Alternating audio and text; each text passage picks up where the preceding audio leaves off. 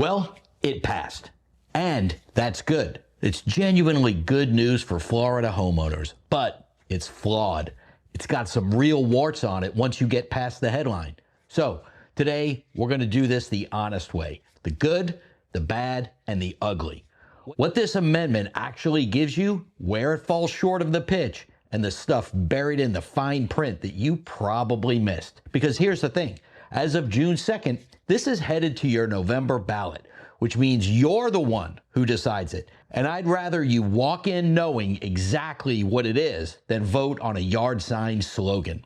I sat down, read all 20 pages of the actual bill so you don't have to. Let's get into it. I'm Tom McNamara. This is Florida Real Estate Insider. Grab a cup of coffee. This is my deep dive. Let's start with how we got here, because the story of what got removed is the story of this whole bill. Back in May, the governor pitched something big, a $250,000 exemption to homesteads, applied to your whole bill, with a road to wiping out the taxes entirely down the road. Big, round, beautiful number, the kind that fits on a yard sign. Then it went to Tallahassee, and the legislature spent 2-day session doing what the legislature does, running the yard sign version through committees. What came out the other side on June 2nd passed both chambers by a supermajority and earned its place on your ballot. It's a real accomplishment, and I'm not going to bury that under criticism. But it's not law yet. This is a constitutional amendment, which means it doesn't get signed by DeSantis. You have to vote on it. 60% of Florida voters have to say yes in November. It's a pretty high bar. Not a majority, a supermajority of the electorate. Hold on to that, because it changes how you should think about your vote later on. Between the announcement of the bill, 3 things changed. Those 3 things are the entire difference between what you were promised and what you're actually voting on it. We'll walk all 3. The first one is the biggest. So let me show you the math that makes this real before I show you the catch. Here's what the amendment actually does. In plain English, if you're a permanent Florida resident with a homestead established by the end of 2026, your exemption climbs in 2 steps. January 2027, the first $150,000 of your home's value comes off the table for non-school taxes. January 2028, that jumps to $250,000. And it doesn't stop there. Starting in 2029, that exemption rises automatically with inflation. So it won't quietly erode the way that old $50,000 exemption did over the decades. That's a genuinely smart piece of this bill. So run the numbers. Home assessed at $250,000 or less, the non-school portion of your property tax, gone. For an enormous number of Florida homesteads, especially in markets that aren't Miami or Naples, that's a true zero on the biggest line of your bill. If you already own and you're homesteaded, you're sitting in the best seat of the house. That's the part worth being genuinely happy about, and I don't want the cautions that follow to drown that out. Now, you heard me say non-school 3 times just now. That word is carrying a lot of weight. Let's talk about why. The single biggest change the legislature made, they took school taxes out completely. The original pitch had the exemption hitting your entire bill. The version that passed does not touch school district taxes at all. The sponsor said it flat out on the floor. Schools are exempt from this. Here's why that matters in your wallet. The school district portion of a Florida property tax bill is large. Depending on your county, anywhere from about 1/3 to nearly half of the whole thing. And this amendment leaves that completely alone. So when somebody online says, Florida just eliminated property taxes, and you'll hear it constantly, come back to this segment. Even if every other dollar of your property tax went to 0, the school portion stays. You will still get a bill. There is no version of this amendment as written that gives you a truly tax-free home. I'm not saying that to deflate you. I'm saying it so you're the person in the room that actually knows. Now, hold that, because there's a second thing that got pulled out of this bill in the final hours, And it's the one that matters the most if you care whether your city can still pay its firefighters next year. That's coming in a minute. First, two groups this bill helps in a smaller way. Not the headliners, but they shouldn't get skipped. Investors and landlords. There's a piece in here for you, and it's almost getting no airtime.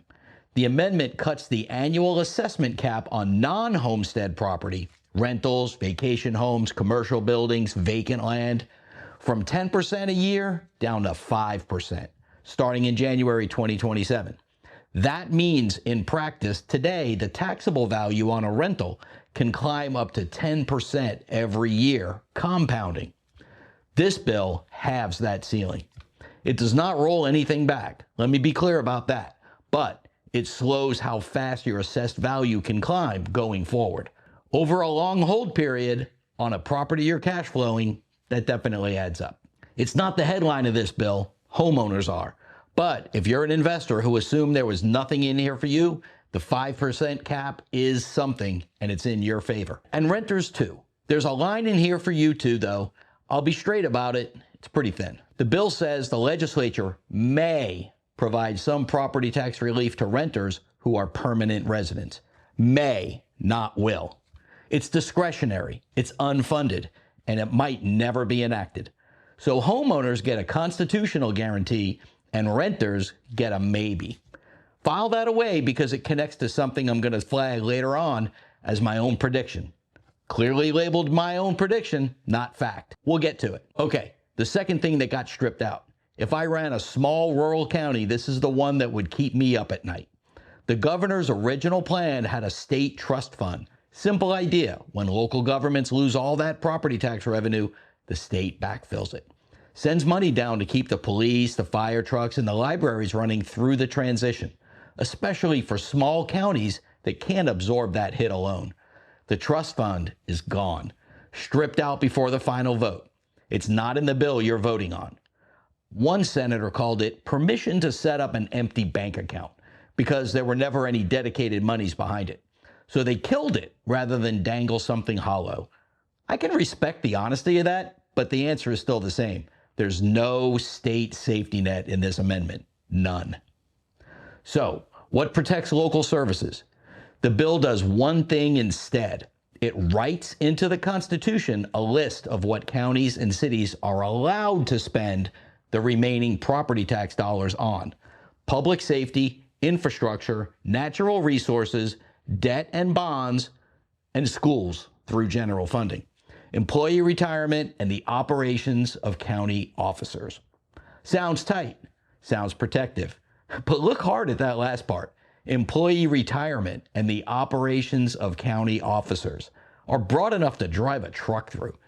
So if someone tells you this is an airtight list that guarantees your money only goes to essentials, it's pretty generous reading. The door is wider than it looks. Now, I've mentioned that this bill has a path to total elimination written into it, and that's true. It's in the text, but how it actually works and why it may never get to all the way to zero is one of the most misunderstood parts of the whole thing. That's next, and you want to understand it before you vote. The pathway to abolition. Let's kill the biggest misconception first. Yes, the amendment commands the legislature to build a procedure that lets local governments raise the exemption all the way up to 100% of your home's value. Full elimination of the non-school tax. That really is in the Constitution if this passes. But there are two completely separate roads to get there, and people are blending them into one. Let me pull that apart. Road 1, counties and cities. For your county and municipal taxes, the legislature is required to write a uniform statewide procedure that lets the local governments raise that exemption towards total elimination. No local referendum needed for that road. It runs through state general law. Road 2, special districts. Your fire district, your water management district, those independent taxing bodies, they can also go to full elimination, but only if their local voters approve it in a referendum. It's a totally different mechanism. And here's what's pending, the part you have to grasp. None of the timelines exist. The amendment is a command, not a calendar. It tells the legislature, build the off-ramp, but it doesn't say when, how fast, or under what conditions. All of that gets written in future sessions after the November vote. So if you're voting yes, picturing your taxes vanishing in 2029, slow your roll. You're voting for a framework. Lawmakers fill in the details later, and you should watch who's holding the pen. And remember, even at the very end of that road, even at 100% elimination of county and city taxes, schools are still carved out. So, total abolition comes with an asterisk the size of Lake Okeechobee. The most this amendment can ever deliver is the end of non-school portion of your bill. The school portion is permanent under this measure. If you're still with me this far in, do me a favor and drop a comment telling me what you think of this bill so far. Thumbs down, thumbs up, maybe on the fence. I read them all because the next section is the one that hits anybody thinking about moving to Florida, and the timing could cost you thousands. New residents. This is for everyone planning a move and everyone with family thinking about it. The legislature didn't want out-of-state buyers flooding in just to grab the break on day one. So they built a little wall around it, and the wall is time. If you establish your Florida homestead on or after January 1st, 2027, you don't get the big exemption right away. You have to maintain continuous Florida residency for 5 years first. 5 years before that $250,000 super exemption is yours. Picture two neighbors, identical houses, side by side. One established residency in 2026, the other in 2027. For 5 years, the first neighbor's non-school tax could be zero, while the second is paying thousands of years on the same house. Same street, same home, different bill, all because of a calendar year. If you're planning a move, your timing has never mattered more. That's not hype. That's just the structure of the bill.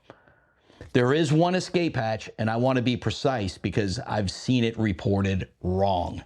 Starting in 2030, a city or county, by a 2/3 vote of its governing body, can reduce that 5-year wait if they decide there's a critical local need.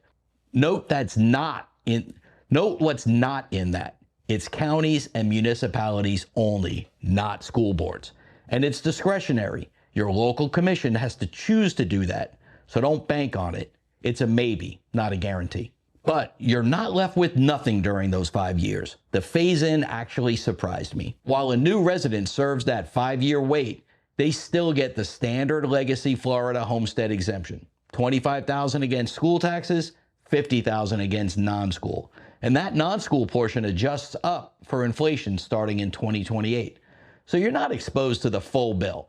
The old school exemption cushions you along the way. Then in year 5, it flips. You cross that 5th year of continuous residency and you automatically graduate to the full super exemption. The whole $250,000 indexed for inflation. You age right into it. So for relocators, the honest read, you're not shut out. You're on a slower track. And if you can establish residency before that January 2027 line, even by a little bit, you skip that wait entirely. For some of you, that one timing decision is worth more than a moving truck. We're past halfway, and I've handed you a lot of good news wrapped up with a lot of stars. Now, let's get to the part I had to dig for, the stuff that isn't in the press releases. Stay with me because this stretch is the real reason I made this instead of just posting the headline.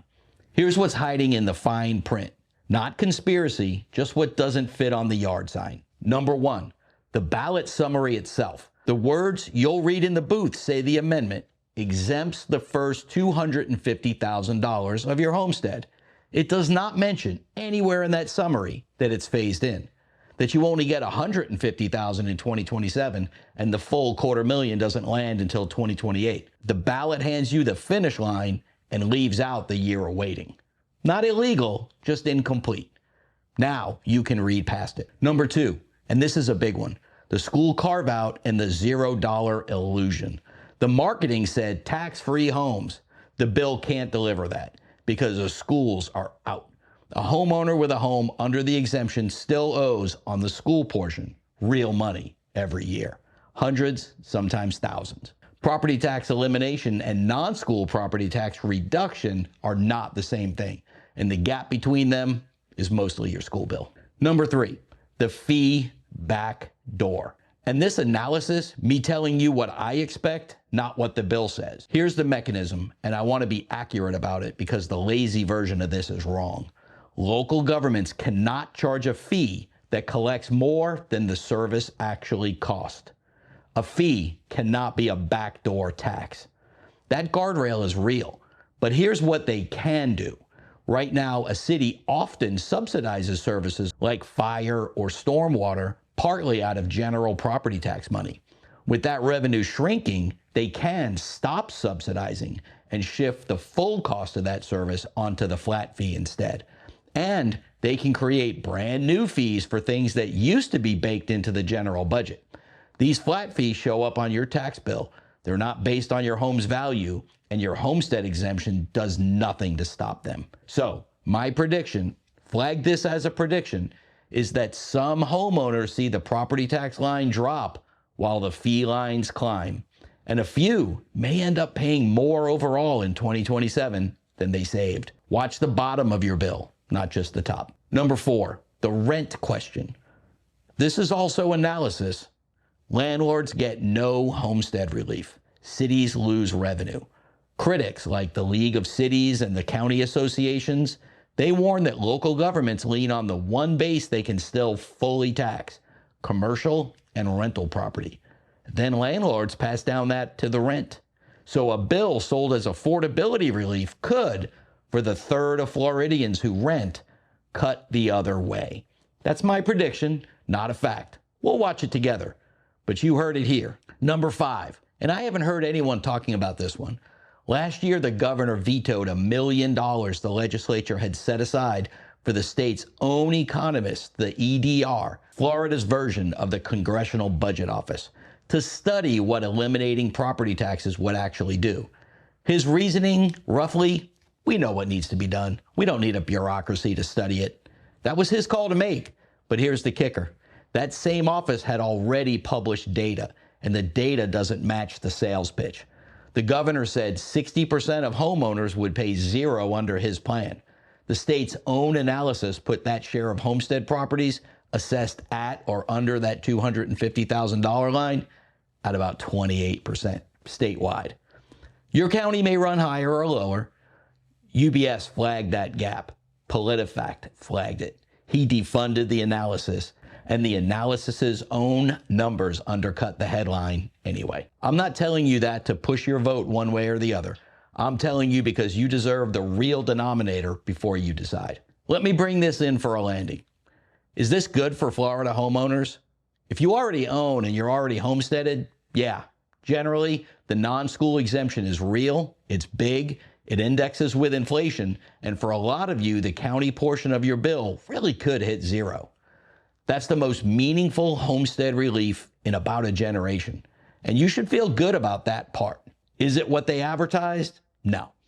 It's not total abolition. It's not tax-free. Schools are carved out for good. The relief phases in. The state safety net got stripped. And the road to full elimination is a framework somebody still has to build. This isn't the steak we were shown, but it is a real meal. And most of us are walking away with something worth having. So here's the decision in November. A yes locks in real relief and writes the elimination pathway into the Constitution, even smaller than promised. A no holds out for a better deal from the same legislature that just showed you exactly how it negotiates. There's a real argument either way, and I'm not making that call for you. But remember that 60% bar from the top of the video. And remember that when they count the votes, they can't tell a no, this isn't enough from a no, leave it alone. A no just looks like a no. So vote how you actually feel, but vote knowing exactly what this thing is, which after 20 minutes, you should. Coming up on this channel, I'm taking this county by county because the statewide numbers hide a huge local variation, and I want to show you some specific markets. I'm tracking the implementation legislation as it gets written because that's where the elimination timeline actually gets decided. Subscribe so you're always informed. If this is the kind of breakdown you want, the actual bill, not the headlines, You know what to do. Hit subscribe. Tell me in the comments what you think of the amendment now that you've seen the whole thing. And send this to the one person you know who's already convinced their property taxes are about to disappear because they need to see the school section. This has been the Florida Real Estate Insider. I'm still Tom McNamara. See you in the next one.